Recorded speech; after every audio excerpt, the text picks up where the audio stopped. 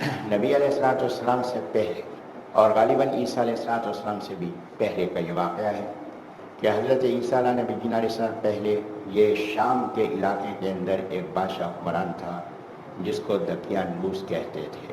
یہ مشرک تھا، انبیاء کرام علیہ الصلوۃ والسلام کی تعلیمات کا مخالف تھا۔ یہ چند نوجوان تھے جن کی تعداد 6 بیان کی جاتی ہے۔ یہ اونچے طبقے کے لوگوں کی اولاد میں سے تھے، درباریوں کی اولاد میں تھے۔ یہ نوجوان تھے، اللہ نے ان 6 نوجوانوں کو ہدایت عطا فرمائی اور یہ شرک کو چھوڑ کر توحید کے راستے پر آ گئے۔ اب اس کی وجہ کیا ہے؟ مورخین نے مختلف اسباب بیان کیے ہیں کہ انہوں نے کسی اللہ والے کا کہیں بیان سنا تھا سفر کی حالت میں، تو اس کی وجہ سے یہ ایمان لائے اور شرک سے طائب ہو گئے۔ جب شرک سے طائب ہو گئے، توحید پر کاربند ہوئے، تو یہ بات پھیل گئی۔ دقیانوس اس علاقے میں دورے پہ آیا ہوا تھا۔ جب اس کو پتہ چلا کہ یہ اونچے گھرانے کے نوجوان لڑکے یہ شرک کو چھوڑ کر توحید کو اختیار کر چکے ہیں، تو اس نے ان 6 کو اپنے سامنے بلایا اور ان سے سوال جواب کیے۔ تو ان لوگوں نے، ان نوجوانوں نے ڈٹ کر جواب دیا اور یہ بات واضح کہہ کر دی عقل کے ذریعے سے بھی کہ اللہ تبارک و تعالیٰ جو کائنات کا خالق ہے وہ وحدہ لا شریک ہے۔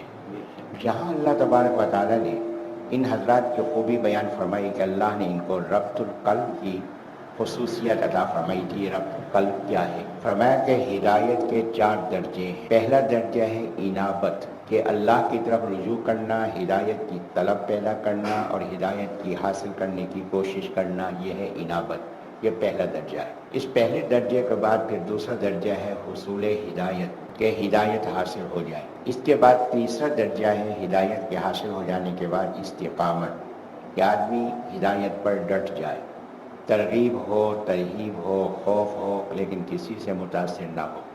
اس کے بعد چوتھا درجہ ہے جس کو ربط علی القلب کہتے ہیں، کہ یہ ہے کہ اللہ دل کو ایسا پختہ کر دیتے ہیں کہ پھر کسی طرح سے کوئی اثر بھی اہل باطل کا اس پہ نہیں ہو سکتا۔ تو ہمارا کہ یہ جو نوجوان تھے ان کو اللہ نے ان کے اخلاص کی وجہ سے یہ ربط علی القلب کی صفت عطا فرما دی تھی۔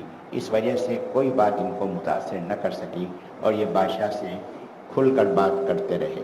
بہرحال کیونکہ بڑے لوگوں کی اولاد تھے تو بادشاہ نے ان کی رعایت کی اور یہ بات کہی کہ میں دورے پہ جا رہا ہوں اور جب میں وہاں سے واپس آؤں گا اس وقت تک اگر یہ اپنے دین پر واپس نہ آئے تو پھر ان کو سزائیں بہت دی جائیں گی اور بھی شدید ایذائیں دی جائیں گی، اذیتیں دی جائیں گی۔ تو بادشاہ کے جانے کے بعد ان 6 نے آپس میں مشورہ کیا، تو مشورے میں یہ بات طے ہوئی کہ بجائے اس کے کہ ہم آزمائش میں پڑیں تو یہاں سے نکل جائیں تاکہ ہمارا دین بچ جائے۔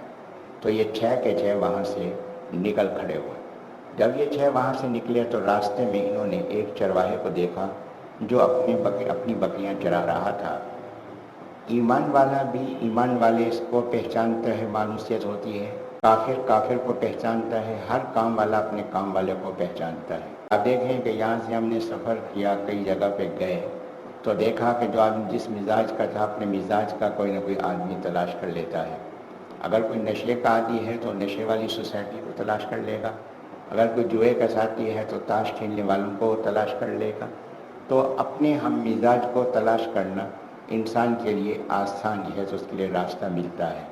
جب یہ 6 افراد یہاں سے چلے، چرواہے نے ان کو دیکھا، انہوں نے چرواہے کو دیکھا، تو باہمی طور پہ ایمان کی کشش معلوم ہوئی۔ چرواہے نے ان سے پوچھا تمہارا عقیدہ کیا ہے؟ تو یہ بات طے ہوئی کہ اکیلے ملاقات کی جائے۔ اکیلے ملاقات ہوئی تو یہ بات معلوم ہو گئی کہ چرواہا جو ہے وہ بھی توحید کا عقیدہ رکھتا تھا اور یہ 6 بھی توحید کا عقیدہ رکھتے تھے، اور ان 6 اور 7 افراد کا جو ہدایت کا ذریعہ تھا وہ ایک تھا۔ چرواہے نے کہا کہ جہاں تم 6 آدمی جا رہے ہو، میں بھی اپنے دین کو چھپائے ہوئے ہوں اس ماحول میں، تو میں بھی آپ کے ساتھ چلتا ہوں۔ تو لہذا یہ 7 افراد چلنے لگے تو کتا جو چرواہے کے ساتھ تھا وہ بھی ان کے ساتھ ہو لیا۔ انہوں نے بڑی کوشش کی کہ کتے کو دور کریں لیکن کتا ان سے دور نہ ہوا، یہاں تک کہ اللہ تبارک و تعالیٰ نے اس کو گویائی عطا فرمائی۔ تو اس نے کہا کہ میں تم اللہ کے جو نیک بندے ہو تمہاری صحبت میں رہنا چاہتا ہوں، تو لہذا انہوں نے اس کو اپنے ساتھ لے لیا۔ فرمایا کہ اس کتے کا نام قطمیر تھا کتے کا نام، ان کی اپنی زبان کے لحاظ سے تو فرمایا کہ کوئی جانور جنت میں داخل نہیں ہوگا سوا اس قطمیر کے کہ یہ قطمیر جو ہے انسان بنا کر جنت میں داخل کیا جائے گا۔ اس پہ شیخ سعدی رحمۃ اللہ علیہ نے ایک عجیب نتیجہ نکالا۔ فرمایا کہ نوح علیہ السلام کا بیٹا نبی کا بیٹا تھا، لیکن بری صحبت کی وجہ سے نبی سے ٹوٹ کر وہ کافروں کے ساتھ ملا، اور یہ کتا اگرچہ یہ جانور تھا، وہ جانور تھا جو ناپاک جانور ہے، لیکن اللہ والوں کی صحبت سے اتنا معزز ہوا کہ اللہ نے قرآن میں اس کا ذکر فرمایا اور وہ اللہ والوں کے ساتھ جنت میں داخل ہوگا۔ اس لیے فرمایا کہ صحبت جو ہے وہ اچھی اختیار کرنی چاہیے۔ فرمایا کہ یہ لوگ گئے تو ایک غار کے اندر انہوں نے جا کے پناہ لی، تو یہ 7 افراد تو غار کے اندر داخل ہو گئے، اور کتا جو ہے وہ غار کے دروازے پہ رہا۔ ایک آدمی جاتا اور شہر سے کھانے پینے کی اشیاء خرید لاتا ہے، تازہ حالات بھی معلوم کر کے آتا کہ کس طریقے سے ان کی تلاش جاری تھی۔ جب بادشاہ ان کی تلاش سے مایوس ہو گیا تو اس نے ایک تحریر ان کے احوال کی مرتب کی اور اس کو سرکاری خزانے میں محفوظ کر کے رکھ دیا کہ کبھی یہ تحریر کام آئے گی۔ اللہ تبارک و تعالیٰ نے ان کو بے خوفی ایسی عطا فرمائی کہ ان کو نیند کی حالت ان پہ طاری فرما دی، تو فرمایا کہ 300 سال تک یہ سوئے رہے کہ اللہ نے ان کو اس حالت میں رکھا، اور 300 سال کے بعد یہ بیدار ہوئے۔ اب یہاں ایک اشکال پیدا ہو رہا ہے معترضین کا، کہا کہ یہاں اللہ نے 300 سال بھی فرمائے اور 309 سال بھی فرمائے، تو نعوذ باللہ من ذالک اللہ کے اندازے میں غلطی ہو گئی کہ یہاں اللہ نے 300 سال فرمائے ہیں، اور پھر اللہ تبارک و تعالیٰ نے یہ صفحہ نمبر 412 میں رکوع نمبر 4 ہے، اور اس پہ اللہ نے فرمایا وَلَبِثُوا فِي كَهْفِهِمْ 300 سنین، 300 سال رہے، وَازْدَادُوا 9 اور 9 سال اوپر بھی۔ تو 300 سال بھی اور 309 سال بھی، یہ دونوں باتیں درست کیسے ہو سکتی ہیں؟ دونوں باتیں میرے محترم درست ہیں۔ کیوں؟ اس لیے کہ شمسی سال 100 سال اگر ہوں تو قمری سال 103 بنتے ہیں۔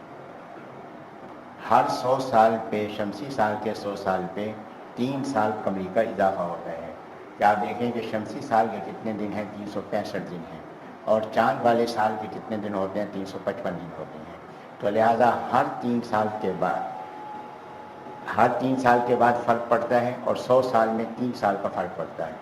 100 سال میں جب 3 سال کا فرق پڑتا ہے تو یہ 300 سال والی بات بھی درست ہے کہ شمسی لحاظ سے یہ 300 سال رہے، اور چاند کے حساب سے یہ 309 سال رہے۔ تو لہٰذا یہ قرآن مجید میں ٹکراؤ نہیں، بلکہ ٹکراؤ ہماری سمجھ کا ٹکراؤ ہے، دونوں باتیں درست ہیں۔ تو 309 سال تک چاند کے حساب سے یہ لوگ جو ہیں سوئے رہے۔ اس کے بعد یہ بیدار ہوئے۔ جب بیدار ہوئے تو ایک دوسرے سے پوچھنے لگے کہ ہم کتنا وقت سوئے ہیں۔ سب ایک دوسرے سے پوچھنے لگے کہ ہم کتنا وقت سوئے ہیں۔ کہنے لگے کہ ایک دن سوئے ہیں یا ایک دن کا کچھ حصہ سوئے ہیں۔ زیادہ تھکاوٹ تھی، زیادہ کیفیت تھی، تو اس لیے احساس نہیں ہوا۔ تو ہو سکتا ہے کہ ایک دن سے زیادہ سوئے ہوں، کل اس وقت سوئے تھے، آج اس وقت اٹھ رہے ہیں، اور ہو سکتا ہے کہ دن کا کچھ حصہ سوئے ہیں۔ اب اس سے یہ بات معلوم ہو رہی ہے کہ ان کی حیت تبدیل نہیں ہوئی۔ 309 سال میں ان کے بال نہیں بڑھے، 309 سال میں ان کے ناخن نہیں بڑھے، 309 سال میں ان کے کپڑے نہیں پھٹے، اور 309 سال میں ان کے کپڑے میلے نہیں ہوئے۔ اور اللہ یہاں خود فرما رہے ہیں کہ ہم ان کو پلٹیاں دیتے رہے کہ تاکہ ان کا جسم جو ہے وہ متاثر نہ ہو۔ اور فرمایا کہ ہوا کا نظام ہم نے ہوا کا ایسا رکھا تھا کہ اس میں ہوا کی آمد و رفت بڑی آسانی کے ساتھ تھی، تازہ ہوا اس غار کے اندر آتی تھی۔ تو فرمایا کہ اس طریقے سے 309 سال کے بعد ان کو بیدار کیا۔ اب جب ایک دوسرے سے پوچھ رہے ہیں کہ کتنا وقت ہوا؟ ایک دن۔ اگر وقت زیادہ ہو چکا ہوتا، ان کو احساس ہوتا، اگر ان کے بال، ان کے ناخن بڑھے ہوئے ہوتے تو کہتے کہ ہمیں تو عرصے دراز ہو گیا۔ لیکن جب یہ بات کہہ رہے ہیں کہ ایک دن ہوا، تو اس کے معنی ہے کہ جسم میں، لباس میں کوئی تغیر و تبدل نہیں ہوا۔ اللہ نے اسی طرح ان کو 309 سال کے بعد کھڑا کیا۔ اب انہوں نے کہا کہ ایک ساتھی کو بھیجا جائے جو زیادہ سمجھدار ہو، وہ جا کر کھانے پینے کی اشیاء لے کر آئے۔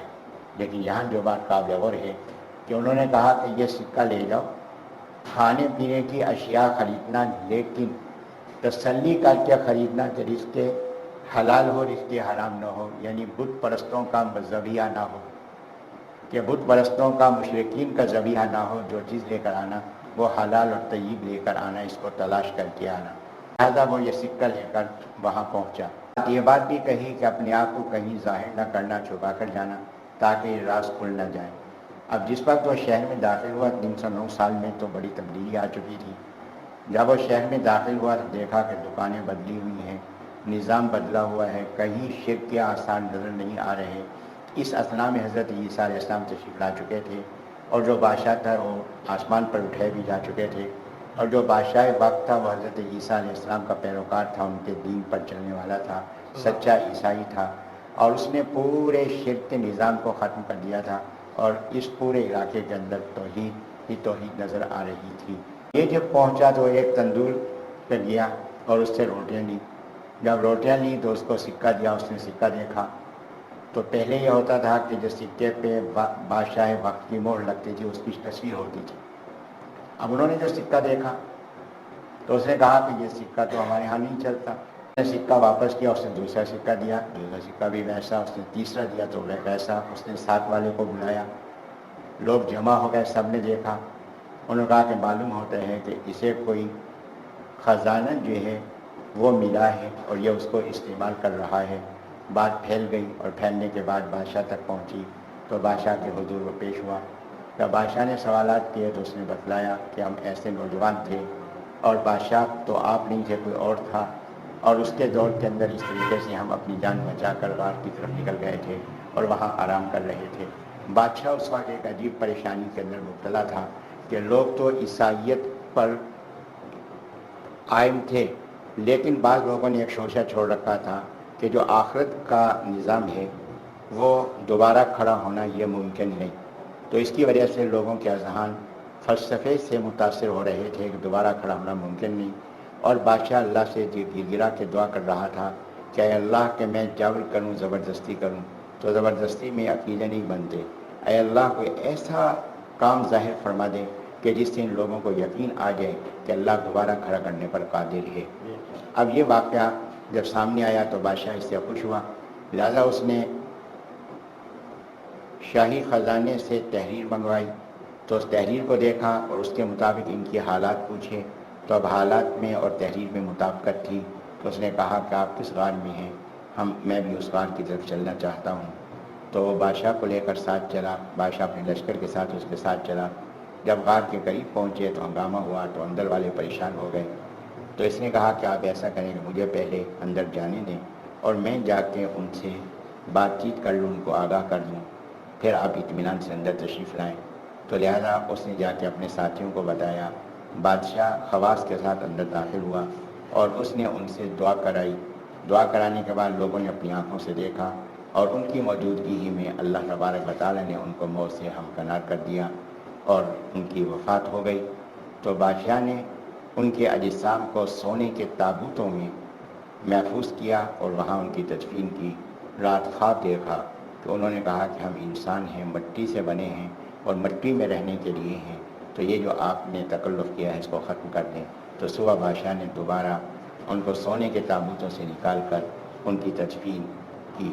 اور یہ بات پورے ملک کے اندر پھیل گئی کہ یہ 309 سال کے بعد اللہ نے ان کو کھڑا کیا تو اللہ تبارک و تعالیٰ قیامت کے دن بھی دوبارہ کھڑا کرنے پر قادر ہیں. اب اس کے بعد باہمی مشورہ ہوا کہ مشورہ اس بات پر ہوا کہ یہاں ان کی یادگار بنائی جائے. تو یادگار میں کیا بنایا جائے؟ تو یہ بات طے ہوئی کہ یادگار کے طور پہ مسجد بنائی جائے کہ جس میں اس بات کا اظہار ہے کہ اللہ تبارک و تعالیٰ کو یہ سجدہ کرنے والے تھے، یہ عبادت کرنے والے تھے، یہ حاجت روا مشکل کشا نہیں تھے، اور ان کو جو مقام ملا ہے وہ اللہ کی عبادت اور اللہ کو سجدہ کرنے کی وجہ سے ملا ہے.